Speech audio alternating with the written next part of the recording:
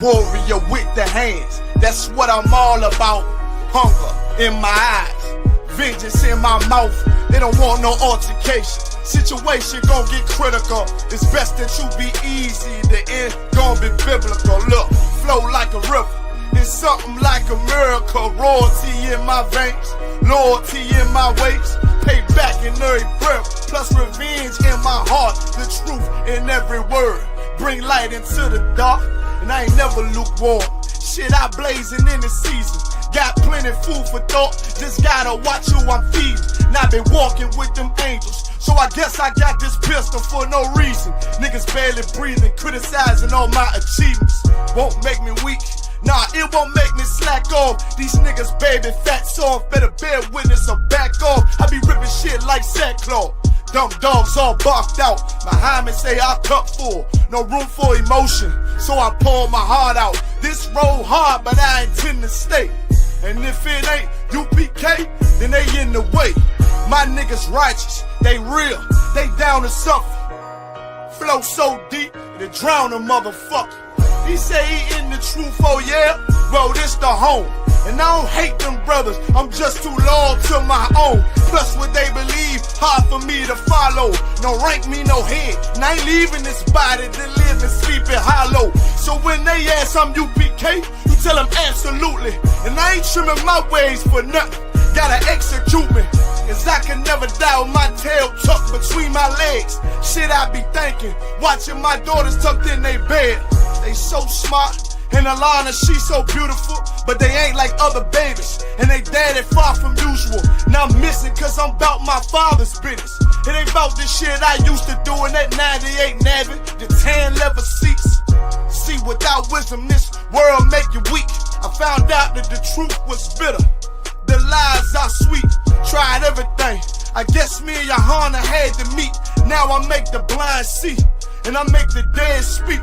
And teach both my little girls the day that they lie with a man, they better bring their bloody bed sheets. Chaos match the time, this Glock match my handpiece. And I ain't trying to take him out, but I will defend this house. Or take a check, 144 in that black trench on some hitman shit. Shit call me 47, praying for Armageddon. Me and my soldiers dressed for the wedding. Fuck the fame, ask why, tell them I'm loyal to the king. Until the righteous reign, loyal to the king. I want that straight lane to break the chain. Loyal to the king, them devils can't have me, bitch. I'm loyal to the king. That's right. Yeah. UPK shit, man. One West. Hey. I'm a UPK nigga, I'm stuck in my ways. That's on them, letting cowards fill up they ranks. Goddamn, lost tribes got them following waves. Loyalty a lifestyle, nigga, I'm just saying. Yeah, I'm a saint, no New Orleans, it's going up. Next spot, we at the B&B. I'm turned up, I'll pull up in the SRT. Burning rubber, hey, UPK shit. Look, met her at the club, told her pull up to the lobby. She know I'm in the coat, we're all black, no Illuminati. This my other half shit, I can't move without it. These my motherfucking brothers, yeah, what I'm gonna do without them, yeah. If it's beef, I can't wait to sink my teeth in. Niggas going overboard, they off the deep end. Why you tripping off that hoe? That's some weak shit. Told him put me in the game cause I love defense. Yeah, put me in the game, coach. Fuck you thought, he let his colors fly. He ain't cut, we cut him off. Yeah, bounce out, let my fringes swing. Yeah, I'm a dog, and she say she find me interesting. Yeah, want me to call, put me in the game, coach.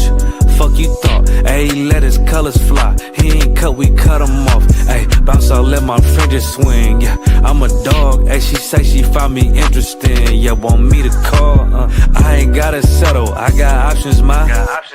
No, I stand on business, my name not Tazar. I'll pop you with this pocket rock. Feed a nigga shells like a taco truck. Hey, this bitch got sound effects, it go. I I ain't tripping on no drink, got bottles in the room. I'm in Durham, North Carolina, bitch, it's 12 a.m. Look at them, they ain't none of us, and we ain't them. I told him, put me in the game, coach.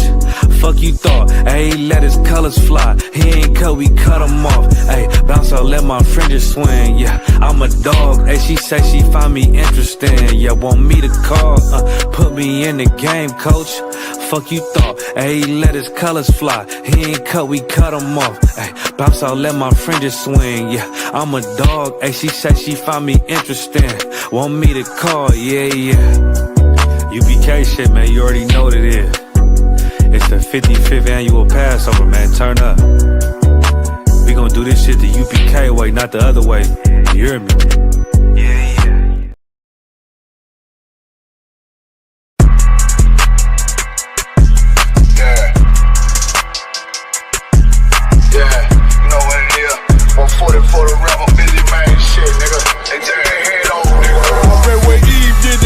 I just pray my love don't lie to me. Swing the iron like Samson, I can't let no holder lie to me. I don't feel these rappers, all they lies is hypocrisy. Ain't no competition, ain't no rivalry. Niggas think I'm playing, I don't hear one word they saying. This shit light work. Think Muhammad one of us, he might lose his life first. Suckle up and stay alert. Another cop just stretch the nigga. He a demon, it's an exorcism. Watch I bless the nigga. Who took that open blood? Do you know I'm gon' get active with ya? From the opposition, I see vision. Let me paint the picture. Rappers claim they spit and I ain't listening. Is it fact if revenge was a woman, I scope that bitch like Jack the Ripper. War, we gon' run the summer. It's gon' be historical. Thought they making plays, made them niggas call the audible. Ask who run this shit, but that question is rhetorical. Bitch, I'm the one, me cookies with the oil. I'ma get them crackers, hell, should've never kidnapped my family. I can't do baby, bet I be the last nigga standing. Do a life sentence for my niggas, pray you understand me. I might put a switch on this Glock and call it young baby. How you real triggering on them dots? You a bird feeder, claiming he a demon. What's a demon to a cold leader? When he said something, I ain't hear him. This shit light. It ain't about who got the gun, it's about who gon' up that pipe first. I turn a bad situation to a game changer. Bring soldiers from the dead, just raised up the chains. 3 shots, I'ma look like Aaron Jones when I run it. Never bite the hand and feed you, you'll never get that hand back. He bitchin' about 10%, I don't wanna hear none of that. He dropping sword, fuck him, just make sure you get that cover back. Look around, he ain't with us, probably cause he never was. Now my chin like you with the angels for your brothers. Everybody wanna be Richard Porter, God kill him like Alpo. Play if he want, it's laying in the trunk like Lee Malvo. I'm a certified woman's ass nigga, I am not a toy. Hey, I with that hollow side, yeah, this the real McCoy. Feel like Gullah Jack when I'm in Fayetteville, you feel your boy. Still up on my bread, still I think that's all that I do. The way I get that boy lost, they gon' start to call him Elroy. Fuck his game, pop out on them demons like I'm Hellboy.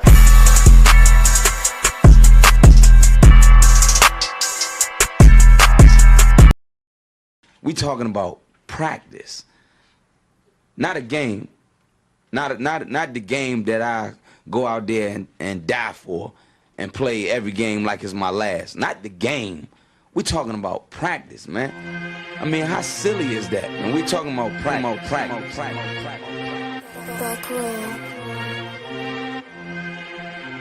Best believe that I'm top 3. The only thing is I'm not 2 and I'm not 3. Put me anywhere of and they wonder it's not me. It's beef, we strut a nigga block, that's chopped cheese. No peace, the butterfly sting him, that's Ali. You reach, I teach him with the handle, that's Kyrie. Machines you hook like a Roman, that's IV. You a sheep, I'ma go, it's a difference, so watch me. You weak, all hooks, no punches, so block these. They mock me, I just show them how it goes. Try to stomach this thug life. They brain got the nose, bandana on the grip. All heads coming out the foe. Connected from Cali to New York, niggas, so let it go. Made for this, nigga, I eat bars and drink flows. Thinking you woke into your third eye, peephole. Line for line, this shit too easy, it's like a free throw. Mastered the game too early, this bitch a cheat code. It ain't a game, these niggas lame, they bring a shame. If I'm with an officer, it's a number in his name. We ain't the same, you want the easy pass, tell him change his lane. Shit, I've been through the fire, you can't stand the rain, take an aim. Tell him runner, he can try his best. Drive a car named after me, that's why I'm in the vet. Lamping these niggas once again, and I ain't break a sweat. Number 1 at everything I do, that's why I'm one west. The Lord is not the God of the dead, so when I die, coming back for my spot, so forever I'm top 3. Just tell him to watch this janitor with the mop stick. You gon' need a defensive lineman to block this. On point when I bomb shit, 10 for 10 and I do not miss. I'm barking with a full bulldog, it is not mixed. They can see that my mind's sick, I don't write, I find shit. I don't like it, then I switch. If I touch it, it's diamond. Tell a bitch that I'm God sent. It ain't because my kicks is built like 5'6", 5'7" is my bitch. Dangerous, high risk, I lose it, get another one. You think I'm talking about a girl, I'm talking about another gun. Head now, hey look, it is what it is now. We don't fuck with the house niggas, we burn the crib now. I'm ahead now, and I hope they can hear now. I don't care if you think it's it, nigga, I don't fear clowns. Silences make it sound like raindrop, that's a quiet storm. Get the job done in the view or get fired on. If you niggas standing for nothing, what you dying for? If you put real with real, that's how I was born. Walking this bitch ready for war, I'm in riot form. I want these niggas to see me flex, that's why I am armed. I shouldn't live in the crib, nigga, I should buy a farm to go through this shit so effortless. Best believe that I'm top 3. Only thing is, I'm not 2 and I'm not 3. Best believe that I'm top 3. Only thing is, I'm not 2 and I'm not 3. Best believe that I'm top 3. Only thing is, I'm not 2 and I'm not 3.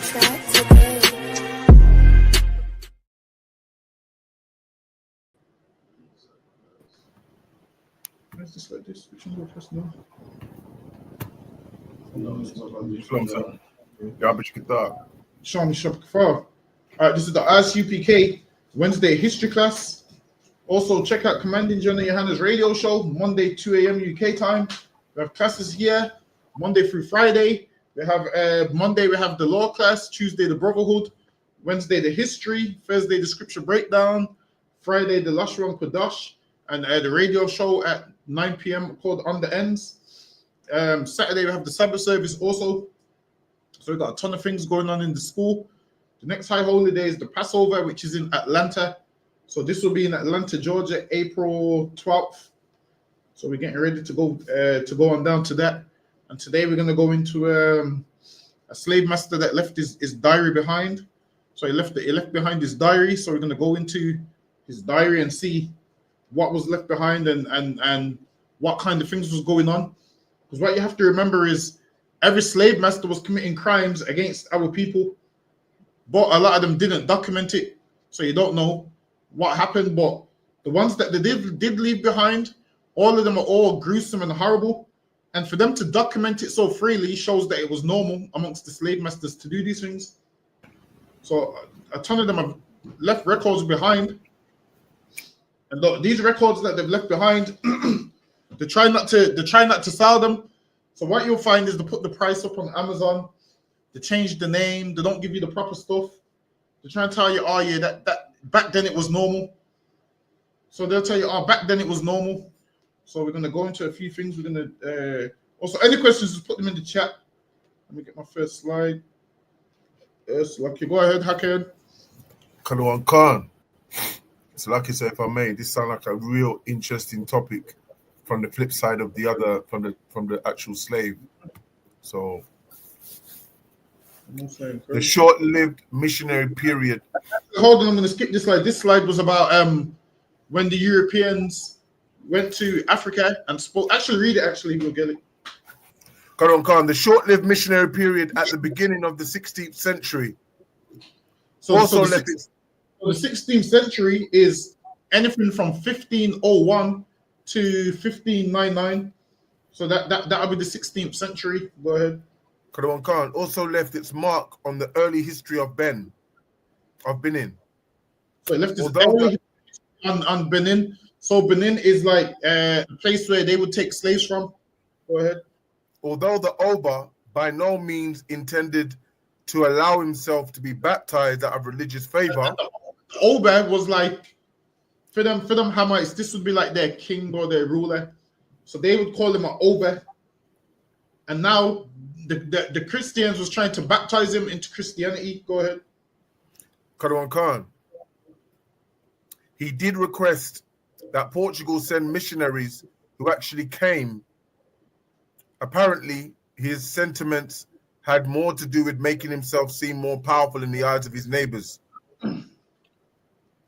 At that time, they wanted him to become Christian, why?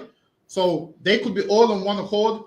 So now they wanted him to become Christian. So why? The Christians and the Africans could both be of one religion and both trade slaves back and forth with no problem in the name of the Jesus that they believe in. So go ahead, sis.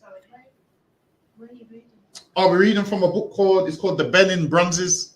So this is a history book that we're reading. Go ahead, Hakia. Karawan Khan. At the time of Salakia, at that time, the Oba was being severely harassed by his enemies, and he hoped to have the same success as did the he was being harassed by his enemies because in Africa weren't one place like people think it is. Before these things was every African nation was their own people, and then it got the name Africa in I want to say the 17th century. I don't believe it got the name Africa in the 17th century, but before that everybody was separate. So when people say we're African, hold on, I should be able to pull it up. If I type in when did Africa get its name, it should say 17th century.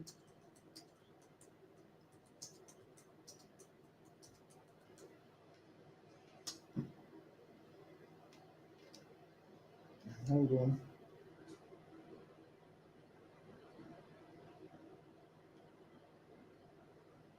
Bear with me. I'm going to type this up there. I'm gonna have a look for you. Where's my phone? Wasn't it after Leo Cyprico Africanus, other one? Yeah, but it didn't get its name till way after that. Okay. So it was named. It was named way after that. Bear with me. Can't. How do I make? I think I got it, but how do I make this? How do I make this bigger here? Oh, you can. 17th century, other one. I've got it here. I can read it for you if you want. I got it. Hold on one second. I'm trying to find a way to. Fine. I just the screen. I don't understand what. Oh, why did they do that? Yeah, go ahead. The word Africa came into existence in the late 17th century. It came into existence in the late 17th century. Go ahead. Initially, it was used to only refer to the northern part of the continent. It was used to refer to only the northern part of the continent. So now I can see if you can find me the northern part of the African continent. Let's see if we can find what the northern part of the African continent is.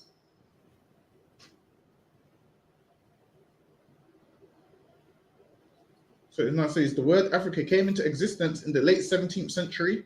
Initially, it was used to only refer to the northern part of the continent around the time. So it says, sir, the UN sub-region of North Africa consists of 7 countries at the northernmost part of the continent. So it's Algeria, Egypt, Libya, Morocco, Sudan, Tunisia, and Western Sahara. So you slaves that was taken from West Africa, technically you're not African, because they used to refer to the northern part, not all of Africa. So where was black people taken from? West Africa, man. And before this had its name, all these lands was just named after the land or people who ruled the land. And then what happened? The oppressor colonized it and just gave it a name and engulfed all of it. So when people say, "Oh, go back to Africa," or "I'm going back to Africa," where in Africa are you going? And where was you from before the 17th century? That's right. Right. Before the 17th century, where was you from in this place called Africa? Now, before it was called Africa, all right, then if you're from Africa, what did your ancestors, who you say you come from, call that land before the 17th century? And then you ask black people these questions, they don't have the answer. It's like a man that's from England, you telling him saying to you, "I'm going to live back in Europe." Where in Europe, man? Europe there's loads of lands in Europe. When people say, "Oh yeah, I'm going," because we originally from Africa. Where in Africa? Right. And they can't tell you. Whenever someone tells me, "Yeah, the African," straight away I know, yeah, you ain't no real African, man. Probably an Israelite that thinks you're from Africa. Go ahead. And if I may just add to that point there, sir. Normally when you ask Africans, "Are you African?" they'll say Ghana or Nigerian or Sudan or whichever country they're from, the continent they're from. They won't never say I'm African. They'll say the actual continent, sir. Salakia. Exactly. They'll tell you, yeah, I'm from Ghana and I'm Ashanti. They'll tell you where they're from in Ghana, what tribe they're from in Ghana. They'll tell you, man. Whereas with us, we just say, yo, we're African. Put 10 black men in a room. One's going to tell you he's from Ethiopia. One's going to tell you he's from Gambia. One's going to tell you he's from Nigeria. One's going to tell you he's from Ghana. And none of you are from there, man. There's a reason why you don't know where you're from, because obviously you've been enslaved by this oppressor. There was a little bit more, sir, on that. Oh, there's more. There was just a little bit. Hold on, let me go back to it. Come on, sir. Yeah, go ahead.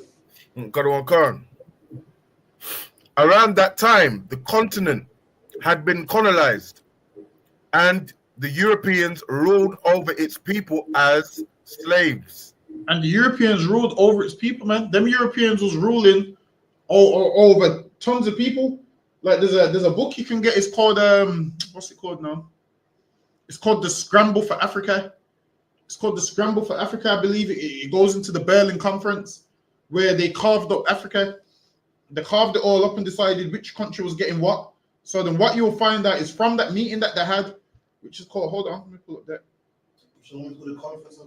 The Berlin Conference.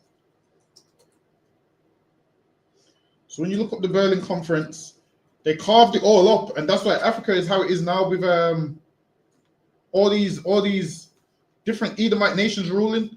Why do you think some Africans speak German, some speak French, some speak English? Because now imagine the Africans sold us and thought, yeah, they're never gonna come, they're never gonna go and get them. They sold us. And then after slavery was abolished, what did they go and do? They went and robbed the Africans anyway. They went and carved up Africa anyway. And there's a thing called the Berlin Conference. Let me see. One day I need to do a whole class on it, to be fair. So go ahead, Hakian. Kadwan Khan, the Berlin Conference of the 1884 to 1885s was a meeting of colonial powers. See, and it says it was a meeting of colonial powers, man. Meaning all the powerful nations. What you'll find out is, you see at that meeting, when you look at Revelations and the seven-headed dragon, you'll see that all of those nations was at this conference, man. Mm-hmm. You'll see that they're the same people, man, that the Bible's speaking about in Revelations. Go ahead. Kadwan Khan. That concluded with the signing of General Act of Berlin, an agreement regulating European colonization. An agreement regulating European colonization. Go ahead. And trade in Africa. Exactly. These Africans thought you was going to sell us and you're going to be have peace. Nah, man. After slavery was abolished, now they then made another way. All right, let's colonize Africa so we can make some money out of it. That's what they did, man. And why do you think South Africans speak English? When you look at Africa, they got the apartheid. They had I can't remember something apartheid. So now when you look at South Africa now, you got the poor Africans on the right hand side and the rich South Africans on the left. And there's like a road in between. One's the rich part, one's the slums. And we shouldn't feel sorry for them because they didn't feel sorry for us. Go ahead. Right. Kadwan Khan. And trade in Africa during the new imperialism period. And now Africans always say, the white man robbed all our gold. He robbed all our gold. Listen, man, they should say nothing. They sold us, man. They sold us. If anything, we should be saying, well, that's your punishment for selling us, man. That's right. That's what we should be saying to them. Hold on, let me see if we can script down. General Act.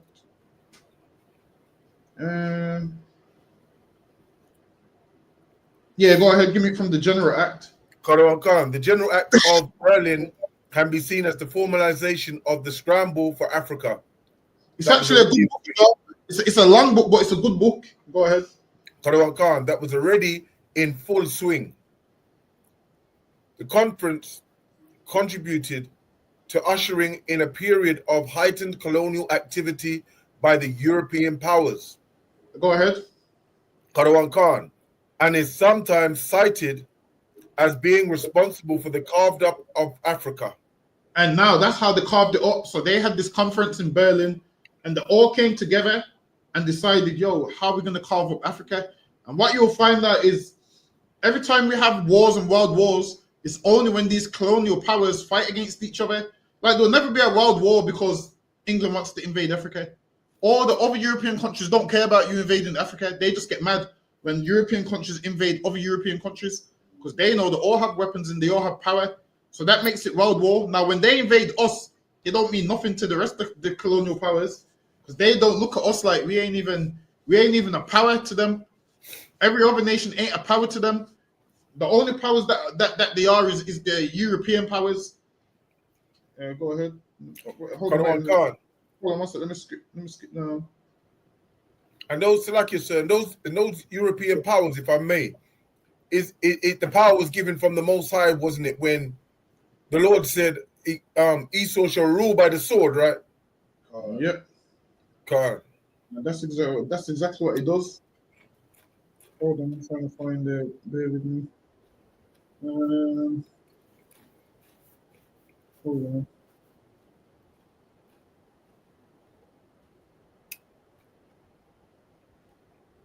Yeah, so these are the countries. Go ahead. Just read the countries that from the state. Germany, Austria, Hungary, International Congo Society, Spain, Denmark, United States, France, United Kingdom, Italy, Netherlands, Portugal, Russia, Sweden, Norway, Ottoman Empire. Now, what you'll find is a lot of those countries that attended that Berlin conference is those same countries that are a part of that seven-headed dragon. What you'll see more than 7 countries here because why? A lot of these countries came out of other countries. So, like you'll see, like America came out of the United Kingdom. So America came out of the United Kingdom. So that's the little horn, and then also you'll have I believe Netherlands came out of Germany or Holland. No, Germany. Was it Germany? Yeah, Netherlands came out of Germany. So now you would have Germany. Germany's home would be the Netherlands, and so forth. So all these other countries that you're seeing, all these new countries that we're seeing, they all came out of some of these countries. So what you will have is like countries like Poland would be in Germany, if you get what I mean. Be a part of Germany. And then once Germany loses a war, part of the treaty would be give Poland its independence. And then Poland now becomes an independent country. So now they make a difference between Polish people and German people now. Whereas from what I remember, Polish people was inside Germany from what I remember. I'm sure Poland came out of Germany. Hold on, let me check. If my geography is on point, I'm sure they did. Yeah, if did Poland come out of Germany? I'm sure it did. And after one of the wars, that to sign the treaty and they had to give Poland. I think it was Ukraine come out of Germany, you know. I can't remember which one it was. But I know Poland had something to do with Germany. Either Germany colonized them or something. Germany done something to them. And then what happened is certain treaties were signed so that to free up some of the countries, and then they become an independent state, and then before you know it, this becomes a whole new country. So if you look at old maps, you'll see that on an old map, all these lands ain't on an old map. You'll see over time as the maps change, you'll see, hold on, this didn't say you'd see this didn't say Netherlands before, it said something else. And then over time, you'll see that Holland, what did Holland come out of as well? One of them came out of something.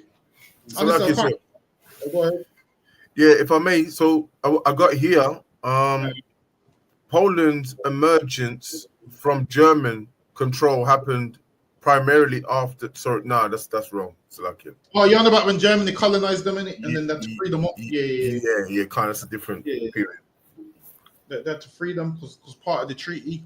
Yeah. Ira said Holland is Netherlands. Yeah, it's the same thing. Holland is Netherlands. Yeah. I always get them two wrong. I've been getting them two wrong forever. But Slocky, go ahead. Okay. Yeah, the short-lived missionary period at the beginning of the 16th century also left its mark on the early history of Benin. Although Oba by no means intended to allow himself to be baptized out of religious favor, he did request that Portugal send missionaries who actually came. apparently his sentiments had more to do with making himself seem more powerful. It's like he said, this is the first one, you know. This is the first slide. Oh yeah, well, I think it was. Hold on, I think it was on that one. Actually, we can skip that. But this right here is a picture of what the soldiers for. So right here, you have the Manila. I believe we had it in the school somewhere. Right. It wasn't here somewhere. I know I seen it the other day. That's a hammer. That's a hammer or one of us, sir? No, that right there is just a statue. That's just. Oh, that right there is just a depiction. But Calm. that would be a Hamite with. Oh, here it is. That would be a Hamite. Oh, Look like one still. if you look in his hand is the bronzes right there. So if you look there, that's the bronzes right there. By the Manila. Mm. And then this is how it looks. So can you put that in front of the camera? This is how it looks. So that's actually what slaves were sold for. So the side of that, and then that was currency. So then that was their money. So different size bangles would be different size money. Then over time, towards the end of slavery, once this never meant nothing no more, they melted it down and turned it into what you know as the Benin bronzes. So when you look up the Benin bronzes, hold on, let me see if I can pull it up.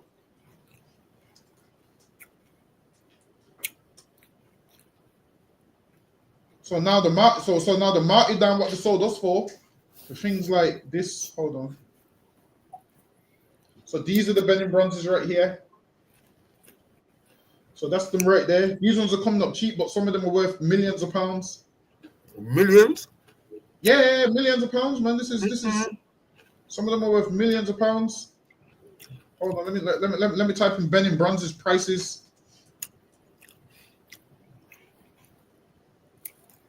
Hold on.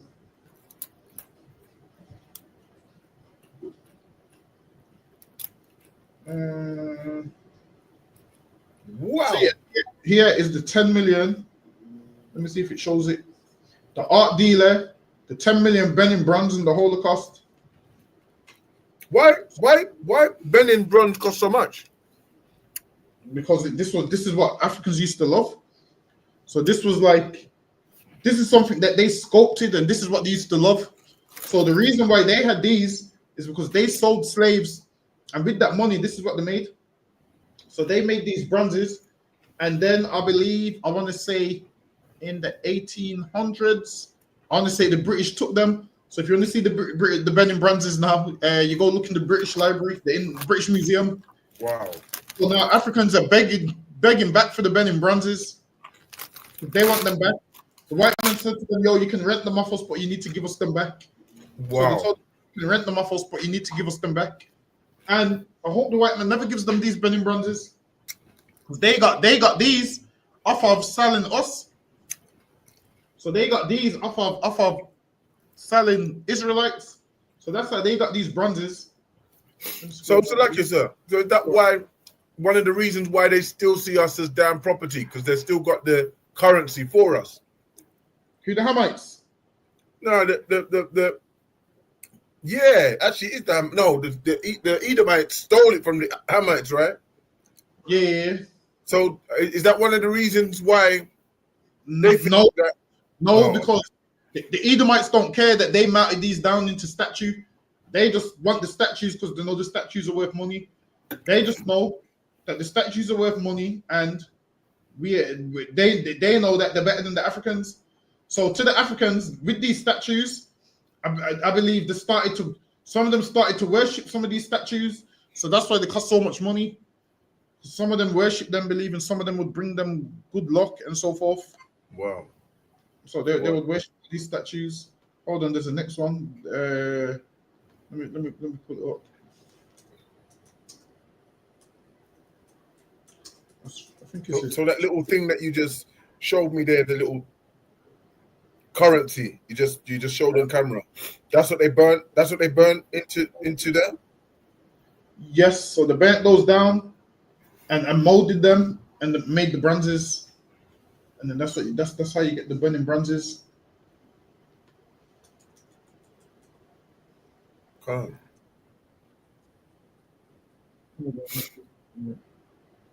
There's one of them that's expensive. But you know what? All of these things are in the British Museum. Listen, I keep saying it, but one day I will go to the British Museum.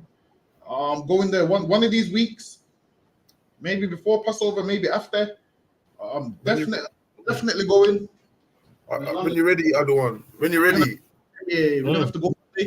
What I might need is the camera with the glasses. So I might get the glass camera, and then have another camera, and then that way we can get some proper footage. Because listen, you see, if I go to that museum, we're making about 50 different videos because there's about 50 different books in there where you can have a million different topics. You just cover this section, then this section. I'm definitely gonna go one of the days. You know what? I'm down here, and I ain't even done that. You know, I should have gone down there a long time. You know. Nah, man, nah. That's the lucky. That's my mission. I'll pull a rank on that one. All right. It's been my dream to go to the museum. Can't. A dream. Go ahead. Let me get this one. Khan. And those plantations needed ever more Africans. So now they call them Africans, but we know they're not Africans. They're Israelites. Go ahead. John Newton was then one of many European anxious to provide Africans for the plantation of the Americas. Sis, you know who John Newton is? Yeah. You've heard the song Amazing Grace. So it's him so he was a slave master. And I believe I believe he has the most famous hymn, Amazing Grace. Hold on a minute. Yeah, let me see if I can play it. We won't get flagged, will we? What's it play? What's the lyrics? Let's play it. Let me play it for like a second. I don't think we'll get. Hopefully we don't get flagged. So this is the song for anyone that don't know. Or do I just play it off my phone? Is that because that way it won't go through YouTube? Yeah. Let me go do it off my phone because that way. Listen, we just came off a band. I'm trying to go become one. Say that again. Yeah. So this is. Hold on. Let me see if it's going to give me the right one.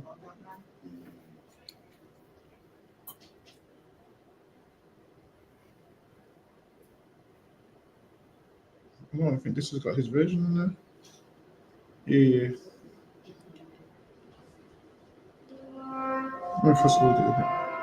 So this is John Newton. This is everybody's grandma's favorite hymn. This is everyone's grandma's favorite, especially if your grandma's Jamaican. Therefore.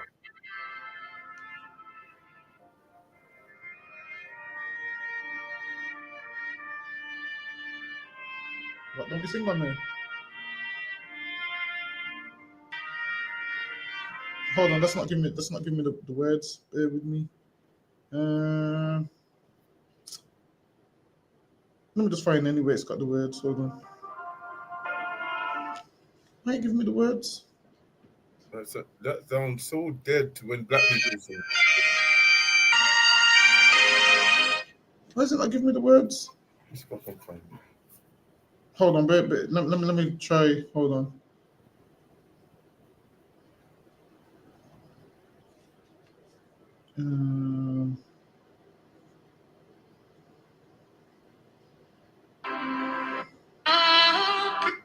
No, that's not his version.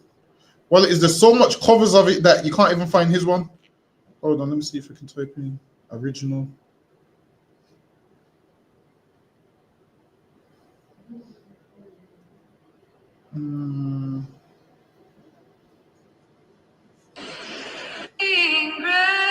This is the best I can find, but this is it. Obviously, this ain't his version. This is just a cover of it, though.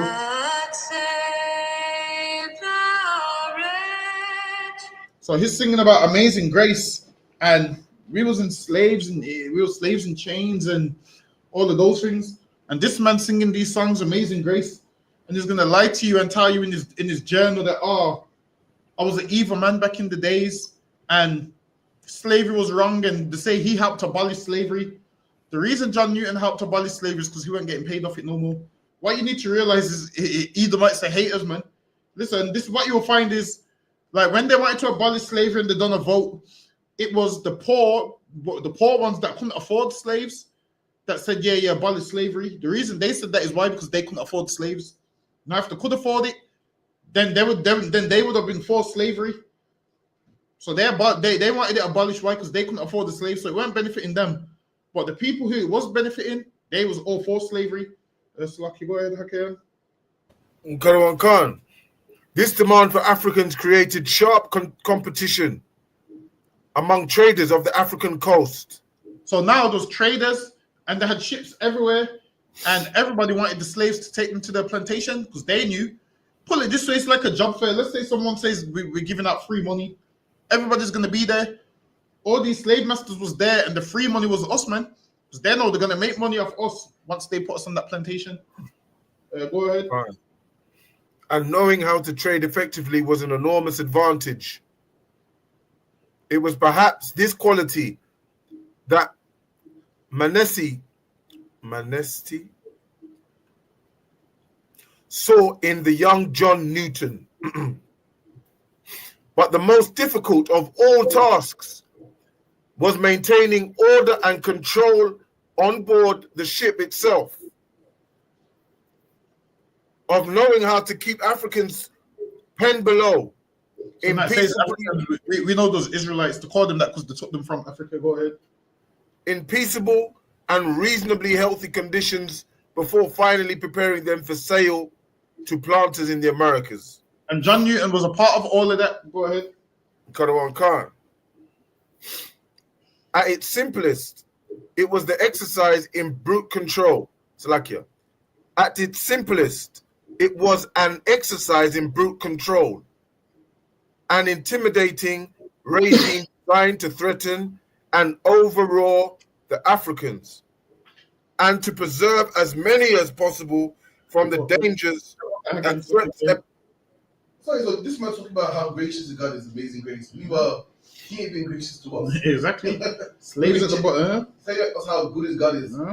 Why is God good to us? Exactly. Why the slaves at the bottom of the ship dying, and his making these songs, and his having Bible study on top of the deck, while Israelites was dying beneath the deck, and then they want to give us that same religion that they have, which is insane.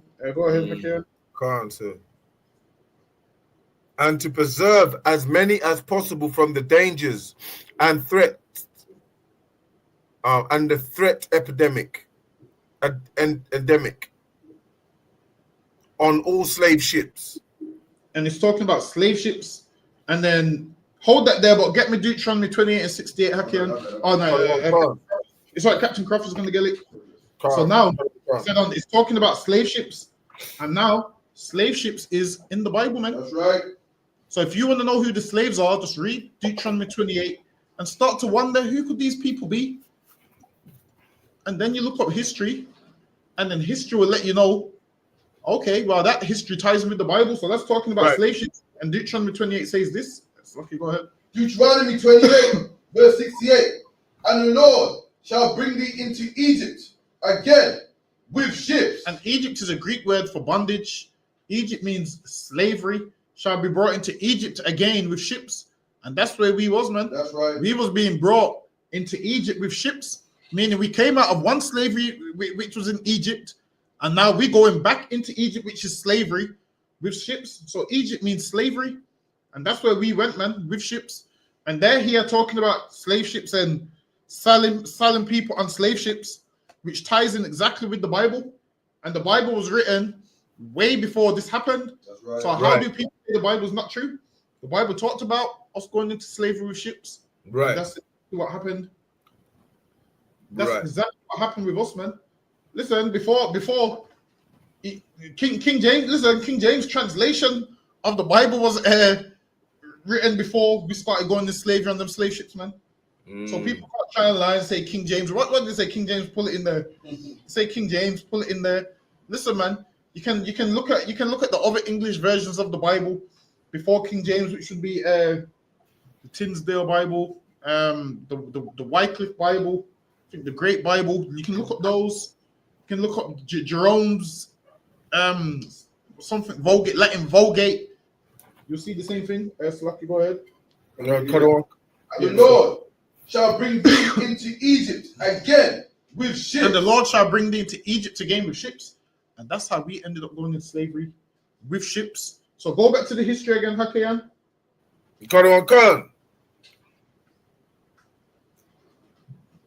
An intimidating regime designed to threaten and overawe the Africans and to preserve as many as possible from the dangers and threat epidemic or endemic on all slave ships. Go ahead. John Newton was to prove himself as brutal and severe a master as any. A master. So lucky, can you get me Deuteronomy 28 and wait, it says a fierce countenance. So now it says John Newton. It says John Newton was brutal and fierce as anyone. And then if you watched the class about 2-3 weeks ago when we went into a slave's journal, he said the white man was fierce and brutal. So now we're finding out who these two nations are. Now we're finding out who these two nations are. From the brother's journal, we found out that his slave masters was brutal. And now from this side, we're finding out that the slave master was brutal. Right. In Equiano's journal, he said the Edomites was brutal. And now this here, they're letting you know that John Newton was brutal. So it's letting you know the same thing the slave said is the same thing the slave master was doing. Right. Like when you get a slave's diary and the slave master's diary, you realize that one's in heaven and one's in hell. The slave master's diary is a diary of heaven. The slave master's diary is a diary of hell, which lets you know that heaven and hell is on earth, man. Right. Depending on who you are and what journal you read. Now, if you're a white man and you read John Newton and these lots journals, that's heaven for you because that's your people.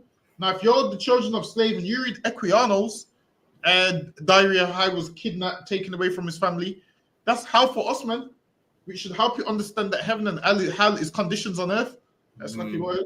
I'm not sure if I heard what you read. Did he say that John Newton was one of the most fierce? Exactly. The same man that wrote this gospel that everyone likes. Not only was a slave, was one of the most fierce. Yeah, exactly. Yeah.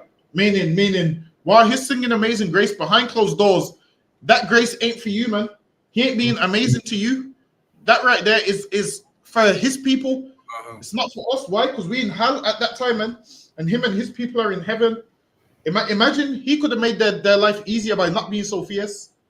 He could have said, you know what, I'm not going to be fierce to them, but he was fierce, man. No matter, not him. And people try and forgive him and say, well, you know, he did advocate to abolish slavery. It's only because he weren't getting paid off it no more, man. That's right. It's like me. Right. It's like me if I work for it. If I work for a company and me and that company leave on bad terms, and someone signs petitions to get that company shut down, I'm gonna sign the petition, man. That's what he basically did.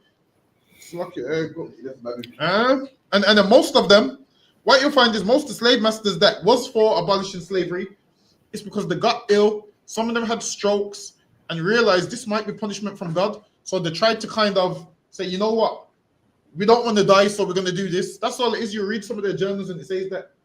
Is that right, everyone? Yep. I can't remember. I mean, it might be John Newton that it happened to. I know that one of them had a stroke. Yeah, he got shipwrecked or something. I can't remember what happened. Something happened, and he goes, maybe this happened because I'm treating these people evil. And then all of a sudden, he wanted to be an abolitionist. Everyone does it. When life's going hard, you tell God, listen, I'll never do this again. We've all been there. We've all done it. Please, God, if you ask him this, if you do this for me.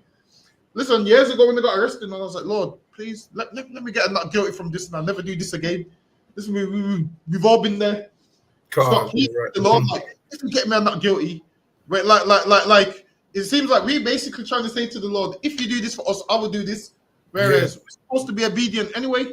Right. That's well, it's when you come before the Lord, you ain't supposed to come before him that way, like you have power over anything. Fall on your knees and beg the Lord, hey Lord, please deliver me from this situation, man.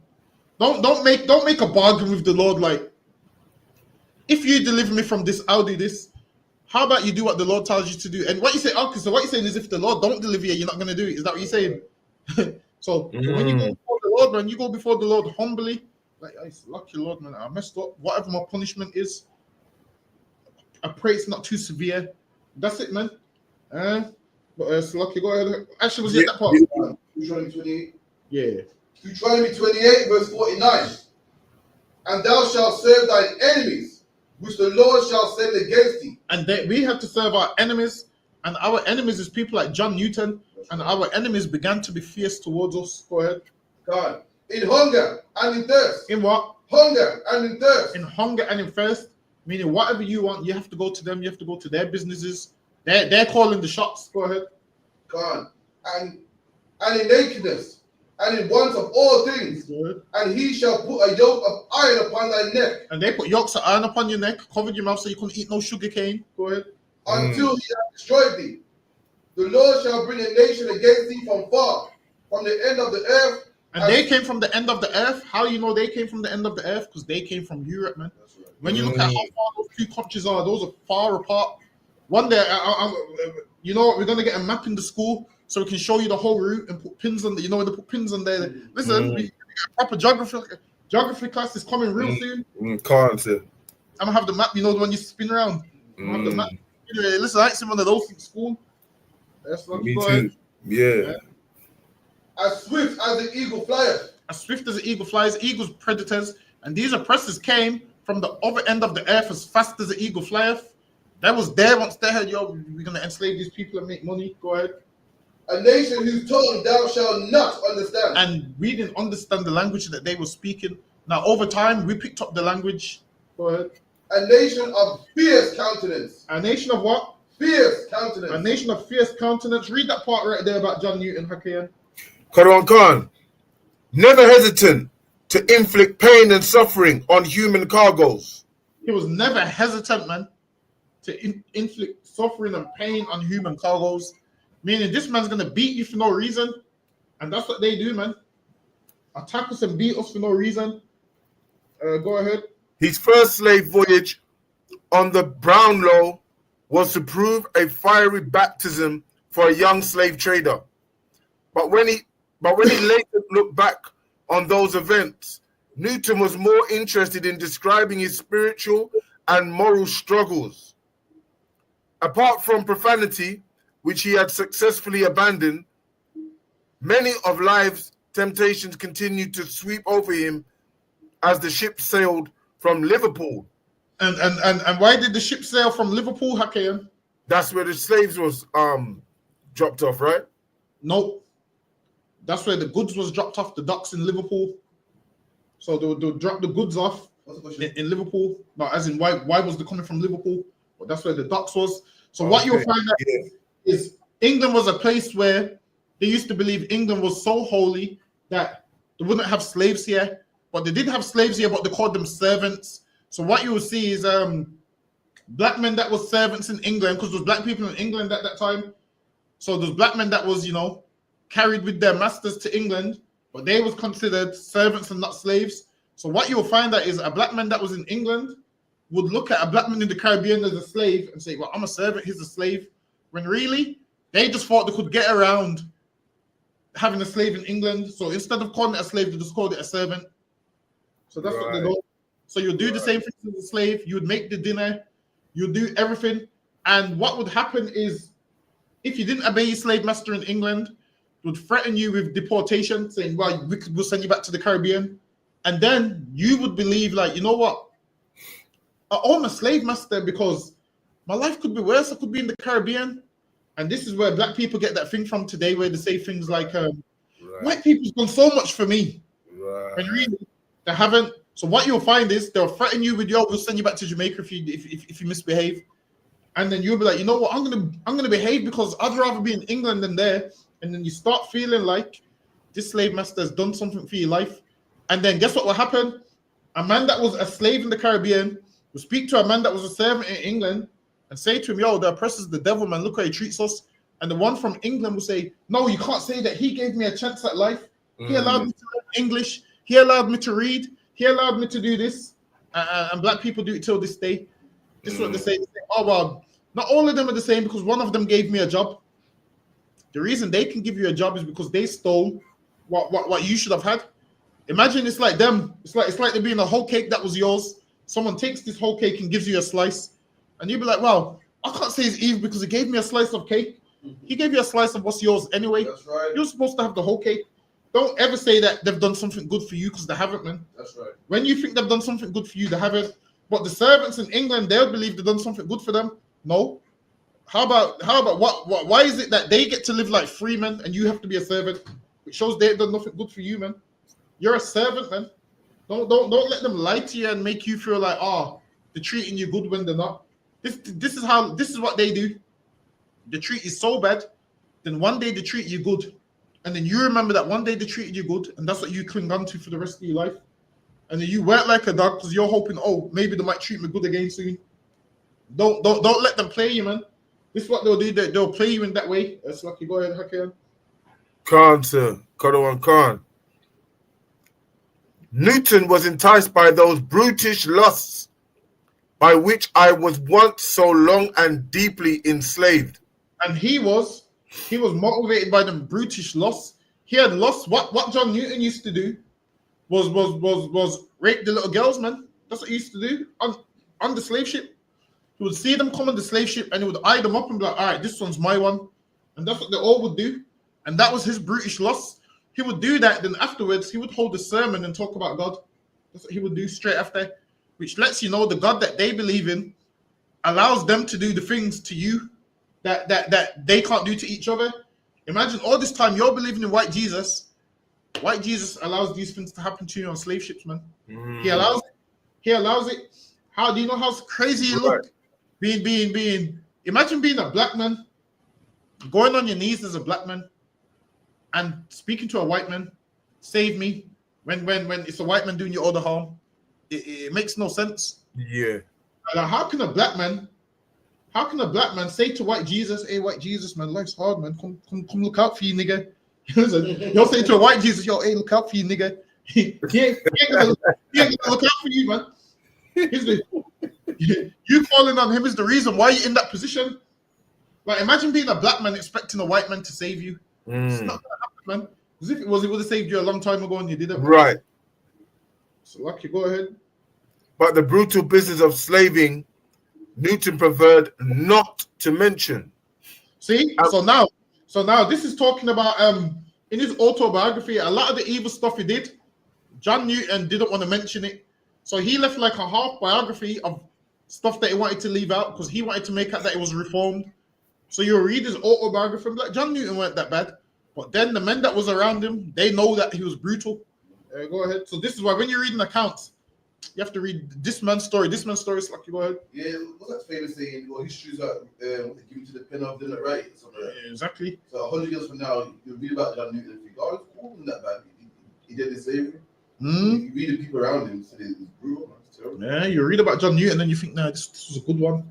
John Newton abolished slavery, but you won't hear about what he was doing to them young girls on the ship. That's Lucky, go ahead. Kadawan Khan. And when he did, he tended to hide his own role behind the veil of religion. He did what? Hide his own role behind the veil of religious. So he hid a lot of what he did behind religion. Go ahead. However, we have an abundance of material. We have a what? Abundance of material. So now if you read John Newton's autobiography, none of this stuff's in there. But people that was around at the time have an abundance of material of what John Newton did. Go ahead. Which tells us in precise Hold on, which one? Which tells us in precise detail. John Newton wrote his diary and tried to leave it out. He tried to leave out everything that he did and tried to make out like, yeah, I just worked on the ship. I just worked on there. But he didn't tell you what he was getting up to on there. But we have an abundance amount of material of what he did. So this is why when you read the slave master's autobiography, you read it and think, oh, this man's not that bad. This is what you need to do. Read history from his contemporaries. That's right. They will let you know what happened. Read the history from men that was amongst them. They will let you know what happened. Listen, it's like a boxer. A boxer don't tell you about his losses. Yeah. A boxer tells you about the fights he won. And then guess what he does about his losses? Makes an excuse. Oh, I was injured. I was injured. That's why I lost. Speak to his contemporaries and they'll say, no, you weren't injured. You just lost. And John Newton, he leaves all of that out and hides it behind a religion called Christianity that they want to force us to join. A religion that they want to force us to join. Right. Go on. Khan. imprint the detail what he did. In addition to his letters, sermons, and memoirs, we have the logbook of the slave ships he served on. Oh, so now there's logbooks of slave ships that they served on, and on them logbooks, it has people's details. So now you see that how you have a card with a logbook. Back then, slave ships had logbooks. They would have people's numbers, so they would get rid of people's names, and you would have a number. So let's say you're number 50, and number 50 dies, they'll just scratch your name out. So they'll scratch your name out, and no one would even know. Your family wouldn't even know that you was number 50, because then it's like a job. Like if you've ever looked at a job on the back end, if you've ever been on the computer and you look at a job on the back end of the employees, it has numbers: employee number 50, employee number 51, and then when they fire you, employee number 51's contract terminated, and then when they sack you, guess what? Somebody else moves into that position. So even at work today, you're just a number. They don't know who you are. You're just a number. You're nothing special, and that's how it was back then. You're just a number. Lucky, go ahead. Karawan Khan. There, in Newton's own hand, lies a full account of his days as a slaver. Oh, and on them logbooks lies a full account of John Newton's days as a slaver. So this is records that he would have wished he could have burnt. He would have wished he could have burnt these records so we couldn't have them. Go ahead. Karawan Khan. Newton's aim of sailing on the Brownlow was to gain experience for future ventures in the slave trade. And do you know that men that was poor back then, white men that was poor back then that didn't have a job, guess what job they decided they wanted to do? Be a slave trader. So imagine they had no qualifications, but there was one job that was hiring, and that was to go over the sea and be a slave trader. That's the job that a lot of them would do. Ones that they have credentials, they'd end up saying, you know what, I'm not making no money. Let me be a slave trader. And John Newton was on this voyage, so he could get experience, man. Lucky, go ahead. What's it like? So, can you break it down into a slave owner, slave trader, slaver? So a slave trader is a man that trades the slaves, that purchases them and sells them on, gets them from Africa, brings them to wherever he's selling them. You don't do himself. He owns the company. Yeah, he just owns the company, and then there's a man that pays these lot to be on the ship. To basically, it's like a business. So you have a man that's got a ship. They'll have sailors, they'll have doctors, they'll have nutritionists, they'll have all these things on the ship. And then there's a man that insures the ships, and they all work together. So then they would go work for I think it's the Royal African Company. I think they're the Royal African Company where they would work with the Africans to get the slaves. They'd work with them to get the slaves. Then the traders would get the slaves. They would bring them to where they're selling them. Then the slave owner would buy them. Then they would become his property. And then the plantation owner would be him, or there could be a man that owns the slaves but he rents them out. So that's like, what do we call it today? What's the way we call it? Well, like today, you have a man that sells the car parts, a mechanic that uses the car parts. Yeah. Delivery driver that drops off the car parts site. They all work for one company, but they do different parts. Yeah. So everybody works together. And then a man that had slaves but no plantation, he would rent them out. What's that called when you work for a company and they subcontract you to somebody else? What's it called now? Agency. There's a man that had slaves in the agency, man. There's a man that had slaves, and listen, if this man's slaves was sick and he needed some workers, he'd phone his friend saying, yo, you see those 2 slaves you got? Let them come work for me. Them 2 slaves would go work for him. And then this slave master would give those men the wages, and they would take it back to the man that rented them out. So they would get paid off these slaves' hard work. And guess what? The agency does that today. You go and work for a subcontractor, and guess what? They only give you a grain of what they're really made of here. You do know if you do like certain jobs, agency, you do know a company probably pays like £50 an hour for you. Yeah, I've asked it for. See? They wouldn't say, how much you get paid? Told them, right? See? They wouldn't say. See, for your hard work, they get £50 and you get £10. So they got £40. Chunk of it, yeah. Break your amount, innit? Yeah. So what they'll do, they'll get £50 an hour off you. Because this is why sometimes you gotta listen to the companies, and the companies will say about the agency stuff, because I'm paying £50 an hour for them. And then you ask the agency stuff, yo, how much do you get? Oh, £11. So now your company is making £40 off you, and you're just getting £10. They used to do this all of this comes from slavery. That's how the system used to work. Wow. It's lucky. Go ahead, okay. Go this. Sorry, say that again. Picture of John Newton. Picture of John Newton. Yeah, there should be some on the net. Let me see if I can find it. Have they got any pictures like of his slavery? Pictures of slavery. No, like his workers and things like that. Hold on, let me get one. So this is the picture that they show of John Newton. Bear with me. Let's see if I can show it to the screen. So this is the picture that they show of him. So they show this picture of him, but when they show pictures of us, they show horrible mugshots. They show this man looking like a judge. They show him looking like a judge with the cloak, with the hair, and all of those kind of things. I was quite shocked to see that actually. You've seen this picture before, right? No, I was just shocked to see how neat he Yeah.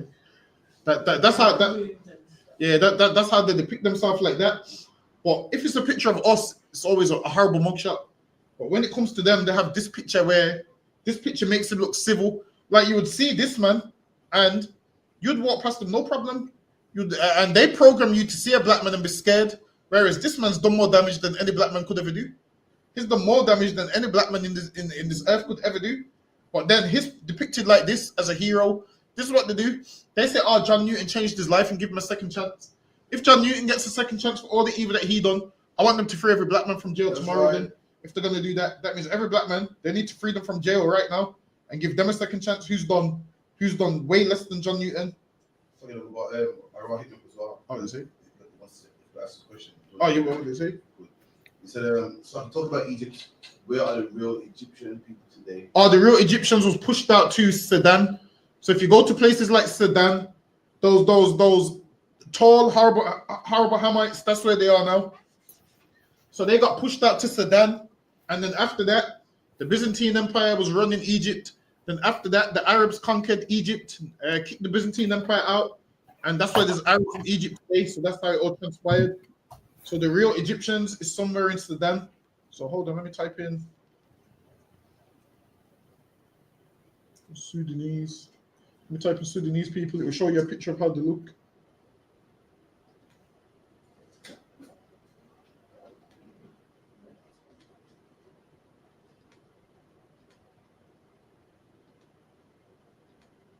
So this is how they look now, like this.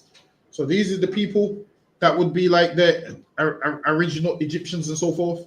Not the Arabs that you see in Egypt. Obviously, the Arabs have been there since what's that? I can't remember his name. I think his name was something Muhammad that defeated the Byzantine Empire, and then obviously they started moving into Egypt. And what you'll find is everywhere them Arabs went is everywhere the Byzantine Empire went. So what is that? They're a personal hatred for them because they wanted something like the Bible. Bear with me. Let me remove that. Slaki, go ahead, Hakan. Karawan Khan, he sailed back to the scene of his recent. Hold on, Salakia. All in all, the hope that he could make enough money to win the hand of Mary Catlett. So now John Newton became a slave owner, so he could propose to this woman, a woman that he wanted to marry. He wanted to make enough money and show her, look, man, I'm doing something. So he became a slave owner, so he could propose to his woman. And that's why he became a slave owner. Go ahead. So imagine this, all because he wants a wife, you have to go through hell because he wants a wife. Go ahead. It proved a difficult voyage. He sailed back to the scene of his recent humiliation, Plantain Island. He revisited P.I., his tormentor, not Salakia, hold on, Salakia. It proved a difficult voyage. He sailed back to the scene of his recent humiliation, Plantain Island. He revisited P.I., his tormentor, not so long ago, and he found himself again lured by what he described as a rain of temptations. He fell ill. He clearly succumbed to his enticements, almost certainly sexual involvements. Almost certainly sexual involvements. So that's him. He fell to his temptations. He was always forcing himself upon the women on them ships, man. Go ahead. So like you said, just their history. So, you know, when they like to say, you know, because the majority of white people on you know, in England or wherever is the reason why there's so much, you know, they're the majority of the crime. This proves obviously opposite, because they were doing it well before we was around anyway. Or when it was more was more populated, right? As in, what you mean? Right. For example, I mean, like they're proving that they're sexual deviances. They're proving it here from way back. They've been that way from the Greeks, so they've always been that way. But then what they do is they blame everybody else. So now they will blame the Asian grooming gangs, which is completely wrong. But they need to also blame John Newton as well, man. That's right. They need to say, yo, the same way we mad at these East Indians for the grooming gangs, we have to be mad at John Newton that was a groomer, but they hold him in high esteem. So this is why when you meet an Edomite, ask them, was John Newton a good Christian? And chances are they're probably going to say yes, and then you just reel off what he did. Ask them, does it still make him a good Christian? And they're probably going to say no. And then you say to them, well, what John Newton follows is what every Christian back then followed, man. All those Christians back then, he was closer to Christianity back then. They was doing everything that John Newton was doing. They used to attack women and then have a sermon on top of the ship, like nothing happened. Used to like even a black man will say things like, I can't read the Bible today because I know I'm doing something wrong. A black man will have a conscience, like, I can't do it. These like have no conscience. These like will force themselves on a woman and then we'll read scriptures like nothing happened, which shows how little regard they care about us. We was like animals to them. To them, we're like, you see how you see a fly in your house and you kill it. That's how they see us. They see us as just a fly. God don't care about them. That's how they see us. And that's why they treat us the way they do. So, go ahead. Kadawan Khan. Sailors at the sea for months on end made the most of the opportunities available on land. And Newton seems to have been no different from men around him. See, it says John Newton was no different from men around him. Meaning the slave masters around him, John Newton was the same as them. The slave traders around him, John Newton was the same as them. Right. It seemed no different to the men around him. So don't make out like, yeah, John Newton's a good man. Not according to history, he's not. So go ahead. Kadawan Khan, by the time his ship had reached the Gold Coast, where most of its African victims were taken on board. So now it said it had met the Gold Coast. So let's see the Gold Coast. Let's do the Gold Coast. Let me see if it tells me. The Gold Coast, is it? Mm-hmm. Let me see if I can pull up the region of the Gold Coast. Let me see if it gives me a good map. No, it's not giving me one. Hold on, let me see if I can.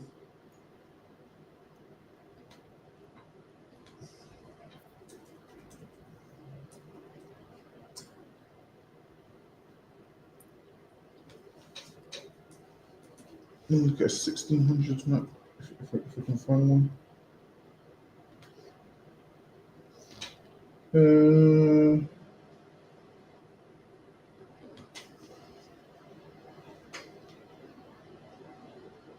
Let me see if this will give me a good one.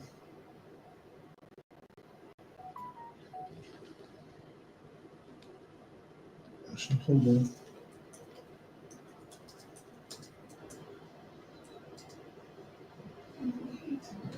Yeah, the coast,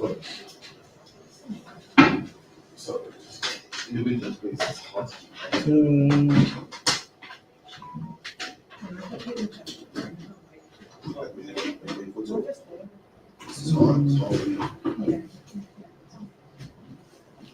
We try 3 years, boys. Wait a minute. You can keep reading that for now, Hakim. I'm just trying to find. Kadawan Khan, sir. Where most of his African victims were taken on board, Newton confessed, I seem to have forgotten all the Lord's mercies. See? Hold on, wait a minute. You know, I can't. Let me just use the one that I had.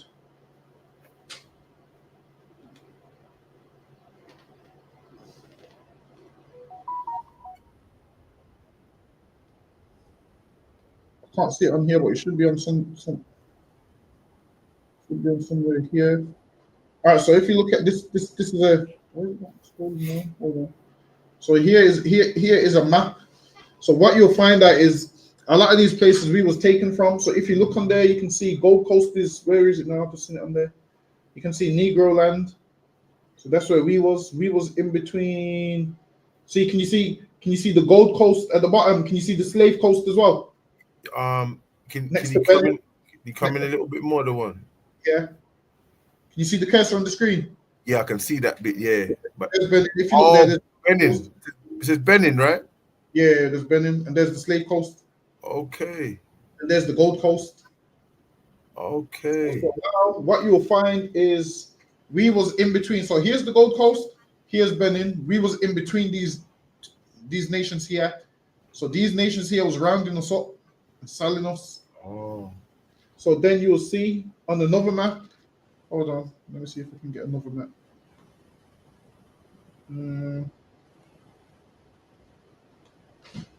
So basically, sir, as soon as he saw our sisters, all the Lord's mercies and what he done before just left him. He just carried on being a sexual deviant. Yep. And he saw them and was like, yeah, and then that's exactly what he did. So now, you know what? I can't, for some reason, hold on, let me go to, hold on. Hold on, let me get another Slave Coast. So like you read this for me.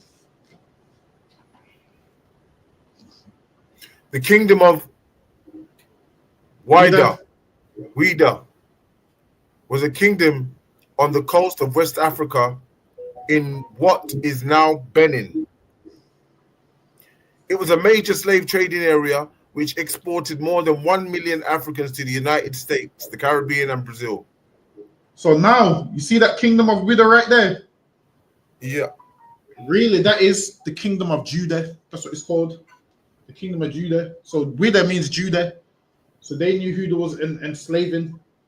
So they knew there was in enslaving the Jews. So it was called the kingdom of, obviously Wida, but it's the kingdom of Judah. So if you look, hold on. Wait a minute, maybe if I find a different one, we're going to type in the kingdom of Judah. It might come up.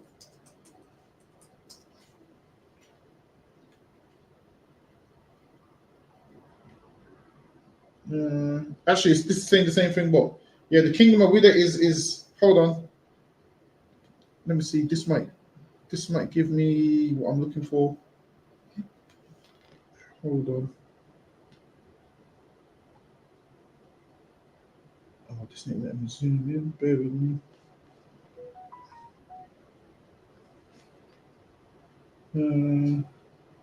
Oh no, this ain't letting me zoom in. It's too small. I'm gonna just order the map one day. I'll probably do it that way. But yeah, the kingdom of Wida is the kingdom of Judah. So all of that is by the Gold Coast and so forth. So you can find out who these people was, who they was taking, and it lets you know those taking people from the slave coast. So that's why you got the Benin Bronzes. Why? Because we was around those Hamites. So we was sandwiched in between them. We had a few kingdoms in West Africa. And then what you'll find out is once we went into slavery, them kingdoms disintegrated into nothing. That's why you don't have them kingdoms there no more. You don't have. I believe you don't have the slave coast there no more because obviously they got rid of all the slaves that was there. So like, go ahead. So other one. So all of those. So there's people there in Guinea. Is that Guinea-Bissau or Guinea? Is that the same thing? Yes. Oh, so the people that are some of the people that are from Guinea-Bissau are Israelites, sir? No. Israelite could never be a Hamite. So now what you will have is you have a remnant of us everywhere. But when you mention Guinea as a whole, no, the Hamites. So the same way you have a remnant of obviously in Ethiopia, because black people like to migrate and move certain places, then you might have a few people there, but not the whole place would be Israelites. Right. Okay. Right. So yeah, for the most part, they're Hamites. Okay. Yeah, like England, in England, not everyone's an Israelite in England. Oh, okay. Can't I get you, sir? Yeah, we just sporadic in a few places wherever we are. So that's lucky. Go ahead. Karan Khan. His first slave voyage on the Brownsville was. That's lucky, sir. Next one, sir. Next slide. Yeah, Khan. While most accounts and eyewitnesses found the sexual violation of enslaved women too delicate a subject to describe in detail, Equiano. So now Equiano. So now this is going back to the brother that was reading about 2 weeks ago. See, so most of the slave masters, they wouldn't describe it, but he described it. Go ahead. Karan Khan. Equiano confronted it head on. Equiano confronted it head on. He spoke about it. Go ahead. As he helped to process the newly arrived Africans in Montserrat, Equiano recorded regular incidents of sexual attacks on African women. So we know those Israelites, but he recorded what he saw and what happened. Whereas if you look at the slave master's journal, he won't record a lot of the stuff that happened. He will leave it out. So some of the slave masters were smarter than others. Some left everything in their records. Some omitted a lot of stuff out of their records, and then you have to go to other sources to find out what they was doing. Karan Khan. It was, he wrote, almost a constant practice with our clerks and other whites. A constant practice, man. Meaning they done this all the time. It was normal. It was a constant practice. Weren't no one-off. It was constant. Go ahead. Salakia. And other whites to commit depredations on the chastity of the female slaves. Yes, I mean, they would do some horrible acts to them sisters, man. They'll do horrible acts, and they didn't want to document it. But Equiano, he knows what was going on, so he documented it in his journal. Go ahead. He could do nothing to stop them. When the Africans were shipped to other islands or to North America, Equiano testified that sailors would commit these acts most shamefully to the disgrace, not of Christians only, but of men. He's saying, yo, you should be ashamed to do these things as a Christian. Furthermore, you should be ashamed to do these things as a man. That's what he was saying. And imagine that's what these Christians was doing. These Christian men, and this is the things that they was doing. So how can you do that to my great-grandmother and then tell me to join your religion? Maybe I would have joined your religion if you didn't do that to my great-grandmother, man. But now I know that what your religion's about, I can't join it, man. Every black man and woman should leave Christianity because this is what Christians do, man. Well, this is what them Christians did, man. This is the spirit of Christianity. That's right. The spirit of Christianity is violent and all of those kind of things. Yeah. Whereas what you will look when you look at Christianity, there's two versions. There's the white man's version and black people's version. Black people's version is the one that's not the correct form of Christianity. That's right. The white man's version got him wealth, money, countries, gets him everything. The version of Christianity that he gave you is turn the other cheek and don't defend yourself. But then he's telling you don't defend yourself. But England's a Christian country, and look how much times England's gone to war as a Christian country. That's right. Why don't England say, yo, we're a Christian country, the whole country's turning the other cheek? I don't hear that. I hear England say, yo, you do this, we're declaring war on you, man. I don't hear England telling Ukraine turn the other cheek and God will sort out Russia. I don't hear England saying that. I see England saying, sorry, say that again. Give them, exactly. To give them military aid, man. Why don't England say, nah, this is a Christian country, turn the other cheek? England's giving Ukraine military aid. That don't sound like turning the other cheek to me. That's right. Which lets you know the Christianity that they gave you is different to the Christianity that they follow. Right. That's lucky. Go ahead. I have even known them gratify their brutal passions with females not even Go ahead. 10 years old. Females not even 10 years old. That's what these Christian men was doing. Next time you listen to Amazing Grace, remember that, man. Remember, he didn't give those girls that weren't even 10 years old more mercy. You remember that next time you listen to Amazing Grace. Go ahead. At times, the sexual violence was so extreme that the ship's captain discharged the men involved. So it was that bad that even the captain, a devil on the ship, was like, "Yo, this is too brutal, man." He's saying, "Yo, what you doing, man? This is too brutal." Because the captain, he knows, "Yo, we need to sell these people, and if you're doing this to them, imagine you're about to sell these people, and these lot are doing this to them." He had to discharge some of the men, meaning some of the men got fired from their job because that was a job. To be a slave trader was a job. Go ahead.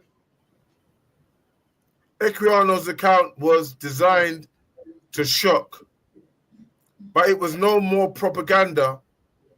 There are plenty of other sources not published at the time. Said it's not propaganda. It said there's plenty of other sources that wasn't published at the time because at that time nobody wanted to speak about it. But he spoke about it in his journal. At the time, remember, at the time when Equiano died, it was about what 1700s. So at the time, not a lot of people knew this. But over time, people would come out and speak about their atrocities. People would speak about the stories that their grandfather told them and whatnot. They'll start documenting all of it. So now there's tons of sources. Go ahead. And not designed to horrify the reading public, which tell the same tale. As we have seen, John Newton recorded the rape of an African woman on board the African. And recording the rape, obviously saying African, which is an Israelite. I have to keep reiterating that in case someone's came on late and thinking we're talking about Africans. Recording that because that's where we was dwelling. Go ahead. Do you want me to change it from African to Israel? No. Read it verbatim. Read it verbatim. Because what will happen is some troll will come on and say it doesn't say Israelite, it says African. So just read it verbatim. So go ahead. African woman on board the African in his log in 1750. Did that 3 or 8 other one? So I can't. 17. That looks like 58. 58. Yeah. Okay. Newton never forgot Thawada. Newton never forgot the horrors visited upon African women on the slave ships. Newton never forgot the horrors. He's the reason for the horrors, man. How can he talk about it? Listen, how about the victims never forget the horrors, man? That's right. Imagine now he's making out he's the victim when he's the one doing the stuff. And that's what these oppressors do, man. They do something and try and make out like they're not the problem. Newton never forgot the horrors. What about the woman that went through the horrors, man? Right. He's making out like this is about him. He's the one inflicting the horrors on these people, man. And now he's making it about him. What horrors? He the jointer? Exactly. Now he's claiming like later in his life, when he found God, he can't forget them horrors. Listen, man, John Newton, if you can't forget them horrors, imagine how the women feel that you actually done the things to, man. What about them? That's what I'm saying. He's making everything about himself. Go ahead. Kadwan Khan, in his thoughts upon the African slave trade of 1788, he described how the next slide, if I can, sir, women and girls were loaded on board, frightened, naked, and exhausted. They was frightened and naked. Why? Because they would strip them and check them, get them to jump and cough, and to see if anything was wrong with them. Go ahead. They were eyed by the crew. The crew would look at them because obviously they're naked. The crew's looking at them and they're saying, "Yo, I'm going to deal with this one, this one, this one," and that's what they would do. The crew was eyeing them up, whereas all they were supposed to do was take them and enslave them. Now they started carrying out all their sexual pleasures on them when that was never supposed to happen, man. Slavery is one thing, but what these lot done is they can't be forgiven for this, man. They have to be punished by Jesus Christ, who is a black man when he returns. That's right. Listen, man, you think all of this happened and God didn't? You think all of this happened and God didn't see? You think God didn't hear the screams of those women? You think God didn't hear the screams of those women? The day's coming when the Lord's gonna answer those cries and those prayers. All these Edomites walking around thinking that it and they've been forgiven and they hide themselves from Christianity.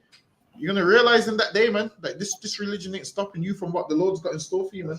That's right. The Lord's got in store for you, your religion. I know you're trying to hide behind your religion. You can't, man. It's not gonna work. So that's right. They were eyed by the crew. In imagination, the prey is divided upon the spot, and only reserved opportunity offers. The prey is divided upon the spot. Spell the word pray. P-R-E-Y, sir. That's what I'm saying. That's the kind of praying on us that they do. And the praying that we do is P-R-A-Y. So we do P-R-A-Y to white Jesus, and they do P-R-E-Y on us, man. Listen, we do us and white people do two different type of prayer. Right. We're doing two different type of praying. The praying that they work is the one when they plotting on you, man. The praying that you're doing is to get them to love you. Imagine this man's praying on you to kill you, and you're praying to white Jesus for them to love you. Listen, man. You're gonna lose, man. They ain't gonna love you. Salaki, go ahead. Salaki, yeah, Khan. And only reserved to opportunity offers, where resistance or refusal would be utterly in vain. And only reserved to opportunity offers where resistance or refusal would be utterly in vain. So no, you know what city he's from? Just out of curiosity. John Newton. Yeah. I can't remember. You know, wasn't he from? Is it Lancaster or Lancashire or Liverpool or one of them? It might be from one of them, from what I remember. But now it goes that where resistance or refusal would be utterly in vain, meaning they couldn't refuse, they couldn't stop it. It's in vain. Them tears. Guess what? Here it says utterly in vain, but like I said, they have to answer to the Lord one day, man. It may seem like it's in vain, but it's not. Go ahead. So like you said, you know that picture I sent you, is it allowed to be shown to see their you know, their this is what's gonna happen to them when the time comes? Nah, we're probably gonna get flagged for that. Oh, okay, no sweat. No. Listen, we already been on a ban. So lucky. So now it says that now we've their cries was in vain, meaning they couldn't stop what was about to behold them, what was going to happen to them.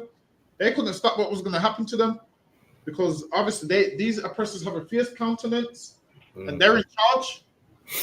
And there's nothing you can do to stop them. It's like the army coming into your house and saying, yo, this is going to happen. How can you stop them? They've got all the weapons and the government and everything behind them, and you have nothing. And these women had nothing. All they could do is know what was happening to them was wrong and cry, and that was all they could do. Lucky, go ahead.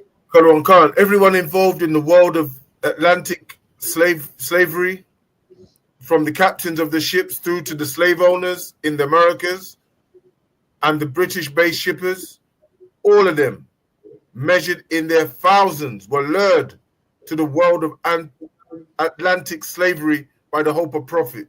And they came there because they wanted profit, man. They went there because they wanted money. And that's why they became slave owners and slave traders and worked on them ships. Why? Because they was there for money. Go ahead. Khan, today, this seems obvious. But what is surprising, perhaps, is that few of them seem to have any moral, religious qualms about what they were doing. Wait, say that, read that again. Khan. But what is surprising, perhaps, is that few of them seem to have any moral or religious qualms about what they were doing. It shows that is okay in Christianity because all of them was there, and it says that they didn't have no religious qualms about what they was doing. Not one man stood up and said, what you're doing is wrong with Christians, we can't do that. Nobody stood up and said that. And there was all Christians, and they agreed to do whatever they was doing. Go ahead. Khan. Few saw anything wrong or unacceptable in their own behavior. Few saw anything wrong or unacceptable. Wow. I can't join a religion that allows you to rape my grandmother and great grandmother. That's right. I can't join that religion. They didn't see nothing wrong. They didn't see nothing wrong with it. So I can't join that religion. You know, I can't join that religion because I see something wrong with it. That's right. That religion's not for me, man. I see something wrong with it, so I can't ever be a Christian. Right. If none of them had religious qualms and it wasn't wrong, how can I now join that religion? Like, while it is, I need to speak to one of these Edomites. I need to sit down with an Edomite to ask him about. I need to sit down with a proper Christian Edomite, like a smart one. I ain't even gonna battle him on the scriptures. I need to ask him about what's right morally and wrong morally. Yeah. I need to ask him, if you was there back then, would you partake in this? Would you have stopped it? Of course, he's gonna lie and say he would have stopped it. I'm gonna ask him, was the good Christians or bad Christians? And I guarantee you, he's gonna say the bad Christians. And I'm gonna say to him, that doesn't. I'm gonna say to him, they follow Christianity closer than you do, man. Because listen, England is a Christian country. I guarantee you, which means if England's a Christian country, and that's what they was doing, that means the whole country was okay with it, man. Because it's a Christian country. So now, if any white Christian tells you that he disagrees with this, ask him what church does he go, and there you go. That means he don't believe what his church believes. Because why? Ask him, was that form of Christianity wrong? And if he says yes, that means he's going against what England believes, man. Because as long as I can remember, England's been a Christian country. So now, I'm asking him, so are all them Christians in hell for what they did? I guarantee he's going to say, no, Christianity is a dumb religion. So you mean to say a man can rape as much women as he wants and still go to heaven? Christianity is stupid, man. So like you, sir, and just to add to that, sir, you know, just how they treat black women anyway around the world. They don't care about our women. So it was always all right back then, and in their eyes now, it's all right still now, because all over the world, our women are getting raped, murdered, and everything, and no one's getting held and found guilty for it, even now, today. Yeah, for real. Listen, you get, like I said, you harm black people, you get away with it. There's no repercussions or nothing, but one day there will be repercussions. Right. Why you saying deep? Because the new Netflix show, innit? What's it called? Adolescent. And when they asked him, man, why did you make it? He said, I said, because I got reading newspaper, I saw a girl get stabbed by a boy. I had to make a film about it, and I thought, hold on. So a girl get stabbed by a boy, he had to make a movie about it. Meanwhile, black people get stabbed every day. And he didn't urge him to make a movie or nothing. Like, our lives don't mean anything. Black people get stabbed. When the news from the 90s to today, it's what black people do. And why he get stabbed? He makes a movie about it. I couldn't believe it. And that's what adolescence is about. Yeah, he saw a girl get stabbed by a boy. Then he read the paper again, saw another one. And he got make a drama about this to bring awareness. We get stabbed, they make movies glorifying it. Yeah, that's what I'm saying. They make Top Boy and what's the next one? Intent 2. Yeah. So when it comes to these other nations, they get sad documentaries and they get their best picture put up there with us. They put our worst picture, put the mugshot up there. They put a picture of you in a night tech tracksuit with the hood up.